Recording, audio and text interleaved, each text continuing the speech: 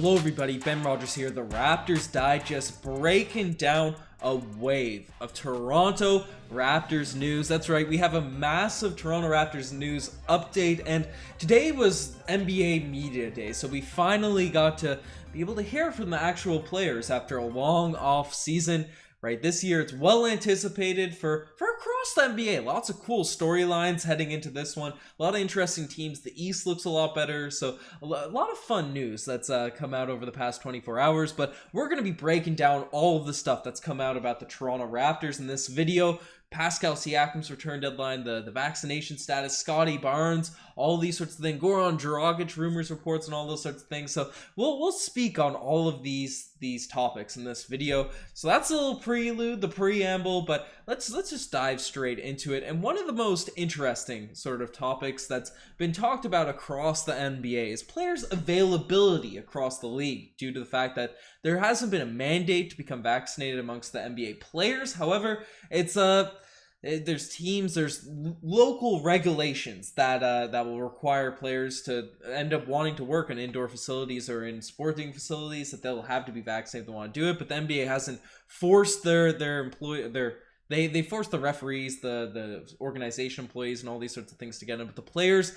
haven't been forced. However, thankfully for the Toronto Raptors, it's come out that the Raptors are 1 second dose away in terms of players from being fully vaccinated. Masai Ujiri said that in terms of vaccination status across the organization, right, they're probably tops in the NBA. Now, regardless of where you stand or whatever on that sort of stuff, it's good that they will not have to deal with players having to sit out due to these sorts of comments. It's good for the health of the players, the well-being, and all these sorts of things. And the Toronto Raptors will have 10,000 players in the stadium. Hopefully we can get that up to full capacity now as the season goes along. But just nice to not have to deal with those headaches, as obviously there's question marks about whether Kyrie Irving will ever play again. Right, some people have said he's contemplating retirement. Canadian Andrew Wiggins, he's been in the news a bunch about it.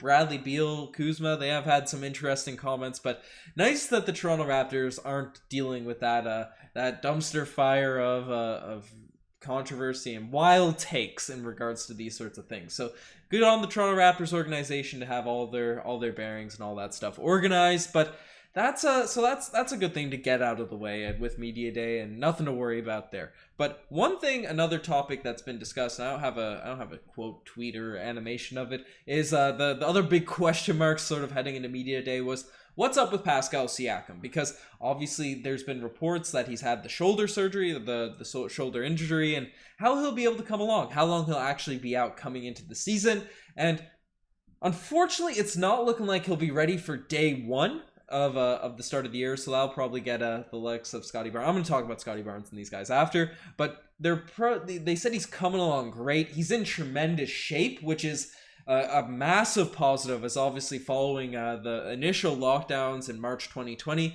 Pascal didn't have the opportunity to touch a basketball for 3 months. Obviously the cardio looked a bit out of it heading into the bubble, and really didn't catch his form in the season following, just due to injuries and catching his health and safety, going into his health and safety protocols on his own right.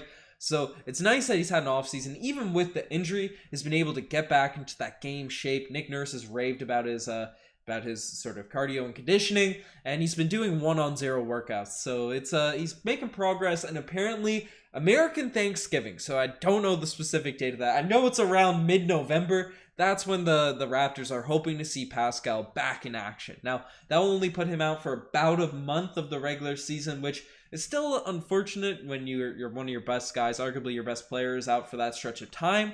But nice to know that there hasn't been any setbacks. He's going to be in good shape, and he'll be good to go around the time you're expecting. October, November was the initial reports, and it'll be nice to see Pascal Siakam back on the court. Apparently he's in great spirits. He's looking good. He's grown out the hair a little bit, so I'm excited to see Pascal Siakam in action, ready to go and play for this Toronto Raptors team. So that's the Pascal Siakam update. And we've had a bunch of stuff sort of come out in regards, especially with Pascal Siakam being out, with who's our next guy in line? Obviously Fred VanVleet. He had a lot of great quotes, and just a classic Freddie VanVleet presser, right? He's ready to go, take the next step, take in step, fill the shoes of Kyle Lowry, who I'll throw his image on up there now. My goodness, this guy looks real weird in a Miami Heat jersey. As many times as I've photoshopped it this summer, now for random videos and stuff, when you see it actual, right, you don't have the liquefied tool, and you didn't create the Photoshop yourself, and you know it's a real photo. It's weird seeing him in a Heat jersey. That's all I have to say.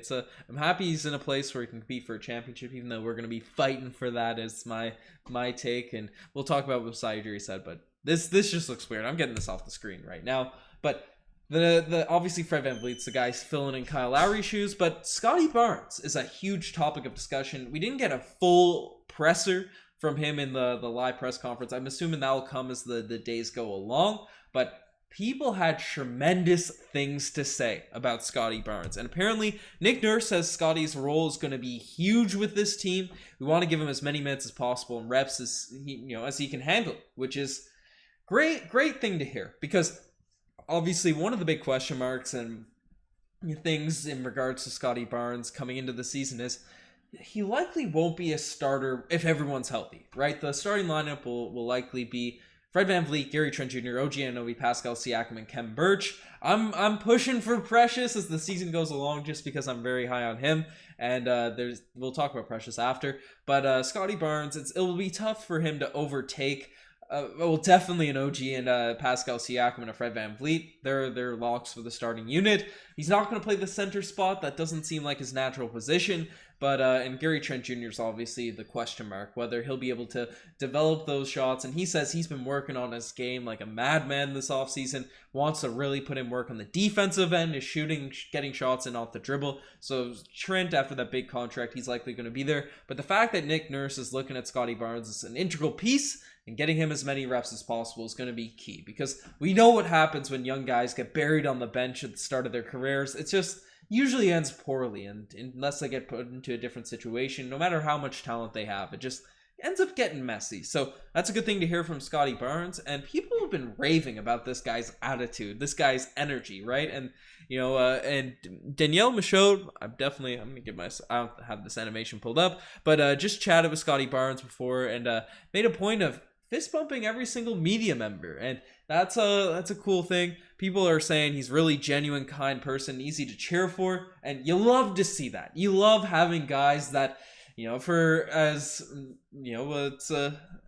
trying to play these animations, so many buttons to press, but there's been rumors about the young socialite Ben Simmons and all the stuff going on with him. Lots of guys across the NBA that are tougher to root for. To have a guy that's super genuine, just ready to go, happy, energetic, easygoing, that's a guy you love to have. That's a Toronto Raptors type player. So I'm excited that our young star, our young prospect is that type of personality alongside the basketball side of things, and that's one thing to build into. So Goran Dragic, he did a presser as well. His comments on his higher aspirations were brought up, and he seems very regretful, or he feels bad about how those comments ended up turning out. And honestly, obviously we memed him when those comments initially came out, but he's taken it all back. He's made it a point that he's ready to be a professional, be a mentor for all these guys that their younger team. Now, the way he's speaking, he puts a lot of value on winning a championship. That's what he wants to do at this point in his career, and you can kind of tell through the tonation of his voice, he expects that this can't be the case with the Toronto Raptors team this season. However, I think we're still going to be pretty nasty. We're going to upset some people, but he seems like he's going to be coming in ready to go and ready to just fulfill his role with this team. That's all you can really expect from the guy. He's not complaining. He's not doing this. So don't get on the Goran Dragic slander. If he was ended up demanding a trade, sitting out, being a mess in the locker room, that's when you can sort of give him those gold stars. And we gave him one for his comments, but he's seems sorry. He's apologetic about that. So it's his own thing, and this is where this tangent was going. He brought up he was questioned what players have sort of impressed him with his entrance into the Toronto Raptors. Obviously, they've been practicing for the past couple of weeks, and he brought up specifically Scottie Barnes, how his quickness, his mobility has been great. He's a great guy to be around. He's fun, joyful. He's a hilarious dude. So if Goran Dragic is coming in as a vet and seeing these positive things out of Scottie Barnes, just bright things. Great sort of start to his Toronto Raptors career, all the things were being mentioned. Obviously, it's about 7 days away from actually seeing him on the court. He had a great summer league. It was up and he had one bad game and people got frustrated and such, but the rest of it, he was nasty, filling up the box scores and not necessarily the craziest points per game, but getting those steals, playing remarkable defense. So that's a positive. And the final sort of point I wanted to bring up on Dragic, or I got two more. He talked about Precious Achiuwa, his athleticism, his mobility, all the things that we saw in Summer League, he was raving about in this conference. And Nick Nurse said something similar as well, that his jump shot's also sort of mediocre, or he's a capable shooter, not by any means a sniper, but a guy that has the high energy with the jump shot to pair alongside it. Nick Nurse is really excited to have him on the roster. Says there'll probably be some growing pains on the defensive end just because of schematic stuff. Precious is only 20 years old, so it's going to be fun seeing him come in on the squad. But Dragic also was brought up. He's wearing his jersey. I should have had an animation loaded of him rocking the actual jersey, but there's question marks with 2K leaked images about what Goran Dragic, what number he'll be wearing. Obviously, everyone knew he wasn't going to be wearing number 7. That was validated today, right? He's not going to wear number 7. Him and Kyle Lowry, they were buddies with the Houston Rockets. They were I think Lowry was actually backing up Dragic in their time in Houston. So they were the backcourt together. They know each other, and Dragic gave Lowry the blessing to wear 7 in Miami, and he didn't even ask for it for Toronto. He knows that jersey's getting retired, and no one will ever wear that jersey again. So it's nice to know that's being respected. That's being its own thing, right? Kyle Lowry.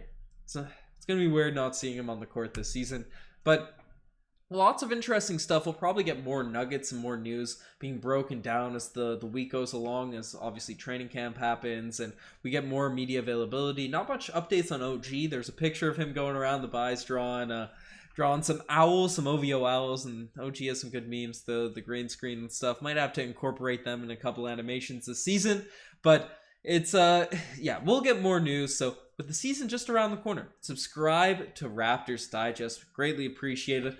Lots of fun things. We're actually trying to amp up. We have a fun strategy coming in. Riker will be back soon, so it's a lot. We're ramping things up now as the week goes along. Anyways, that's enough of me rambling. You guys are the best for making this far. Check out the Instagram, the TikTok, all that cool stuff. The Twitter, I've been back on the Twitter scene. Josh is doing a little bit. We're reintegrating Josh on the Raptors Digest. He's doing stuff for courtside. Obviously, he's been killing it on the Leafs Digest, and that's one thing too I should plug. I believe they have a live post game tonight. So subscribe to that. They might, I assume they do. So I'm not that up on my Leafs knowledge, but subscribe to Leafs Digest as well. I'm plugging everything as we ended off. We got a lot of fun stuff coming. Anyways, I'm signing off. Cheers.